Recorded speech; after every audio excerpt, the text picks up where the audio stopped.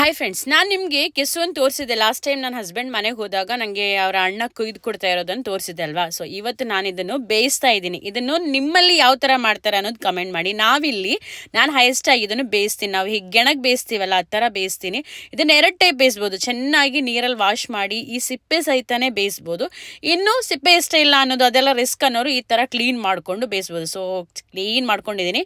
ಇದನ್ನೀಗ ಬೇಯಲಿಕ್ಕೆ ಇಡಬೇಕು. ಸೊ ಇದು ಬೇಯೋ ಅಷ್ಟರಲ್ಲಿ ನಮಗೆ ಇದಕ್ಕೆ ತಿನ್ನೋ ಕಾಂಬಿನೇಷನ್ಗೆ ಏನಾದರೂ ಚಟ್ನಿ ಬೇಕಲ್ವಾ. ಸೊ ಚಟ್ನಿ ರೆಡಿ ಮಾಡ್ತಾ ಇದ್ದೀನಿ. ಅದಕ್ಕೆ ನೋಡಿ ಸ್ವಲ್ಪ ಈರುಳ್ಳಿ ಹಾಕ್ಕೊಂಡೆ, ಹಾಗೆ ಸ್ವಲ್ಪ ಜೀರಿಗೆ ಮೆಣಸು ಮನೆಗೆ ಹೋದಾಗ ತೊಗೊಂಡು ಬಂದಿದ್ದು.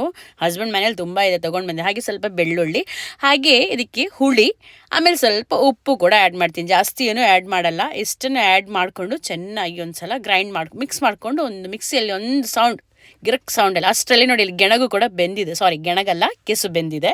ಸೊ ಅದನ್ನೆಲ್ಲ ನೋಡಿ, ಕೆಸು ಮತ್ತು ಈ ಚಟ್ನಿ ಈ ಥರ ಇರತ್ತೆ. ಈ ಚಟ್ನಿನ ಮಿಕ್ಸ್ ಮಾಡಿಕೊಂಡು ತಿಂದರೆ ಎಕ್ದಮ್ ಸೂಪರ್ ಟೇಸ್ಟ್ ಫ್ರೆಂಡ್ಸ್. ಸೊ ನಿಮಗೆ ಕೂಡ ಕೆಸು ಸಿಕ್ಕಿದ್ರೆ ನೀವು ಯಾವ ಥರ ಬೇಯಿಸ್ತೀರಾ, ಅಥವಾ ಈ ಥರ ಬೇಯಿಸ್ತೀರಾ ಅಥವಾ ಸಾಂಬಾರು ಮಾಡ್ತೀರಾ ಅನ್ನೋದು ಕೂಡ ನೀವು ಕಮೆಂಟ್ ಮಾಡೋದು ಮರಿಬೇಡಿ. ನಾನಂತೂ ಈ ಥರ ಮಾಡೋದು. ನೀವು ಯಾವ ಥರ ಮಾಡೋದು ಅಂತ ಕಮೆಂಟ್ ಮಾಡಿ. ಸೊ ಇವತ್ತಿನ ವಿಡಿಯೋ ಇಷ್ಟೇ. ನೆಕ್ಸ್ಟ್ ವಿಡಿಯೋ ಸಿಗೋಣ. Till that, bye bye, take care all.